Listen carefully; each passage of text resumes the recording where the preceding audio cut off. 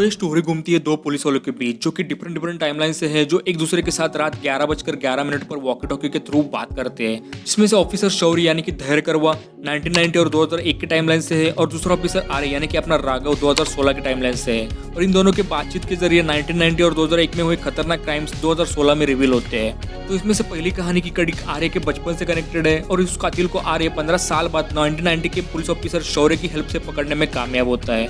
Then second कहानी Tide आई जैसे serial killing से कनेक्टेड है, जिसमें समहाउ शौर्य की गर्लफ्रेंड भी होती है और इस कातिल को भी ये दोनों ऑफिसर पकड़ लेते हैं। और इन दोनों ऑफिसर्स की टाइमलाइन को जोड़ती है एक और कड़ी जो कि है ऑफिसर वामिका यानी कि कृतिका कामरा, जो कि 1990 से ही शौर्य से वन साइडेड लव करती है। अब आपको ऐसा लग रहा होगा कि कहानी यहाँ खत्म हुई है, तो ऐसा नहीं है, बल्कि एक्चुअल कहानी तो अभी स्टार्ट होती है, जिसे जानने के लिए तो आपको सीरीज देखनी होगी।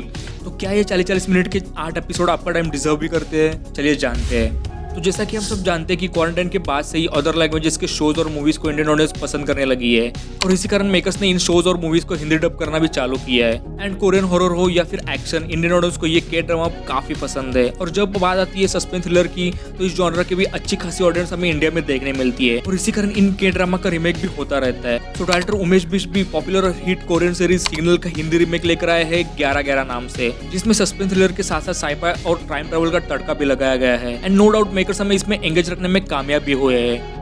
जैसा कि मैंने स्टार्टिंग में ही कहा कि इस स्टोरी में 3 अलग अलग टाइमलाइंस से हमें देखने मिलती है, जैसे कि 1990, 2001 और 2016। और इन्हीं टाइमलाइंस के बीच पुलिस की इन्वेस्टिगेशन कंटिन्यूअसली चलती रहती है, जिसमें एक के बाद एक केसेस दिखाए जाते हैं जो आपको through out the show engage रखते हैं।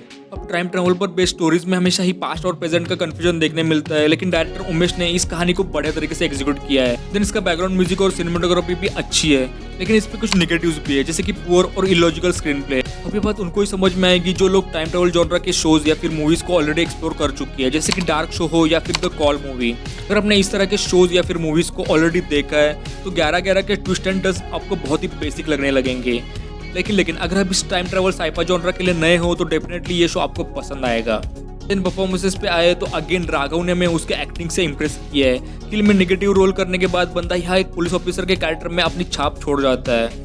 देन धैर्य करवा और कृतिका कामरा ने भी बढ़िया परफॉर्मेंस दिया है। ओवरऑल तो ये शो मस्ट वॉच है उनके लिए जिन्होंने अभी तक टाइम ट्रैवल साइफाई जॉनर को एक्सप्लोर नहीं किया है। बाकी कुछ कमियां इग्नोर की जाए तो ये suspense thriller with time travel sci-fi show definitely worth watching है। And I hope maker second season में इन कमियों को सुधारेंगे। बाकी आपके क्या थॉट्स है कमेंट में जरूर बताना, और आपको ये वीडियो अच्छा लगा हो तो प्लीज लाइक एंड शेयर जरूर कर देना, और अपने भाई को सपोर्ट करना चाहते हो तो प्लीज चैनल को सब्सक्राइब करके जाना। तो चलिए मैं मिलता हूँ ऐसे ही किसी नेक्स्ट वीडियो में। Till then take care and bye bye.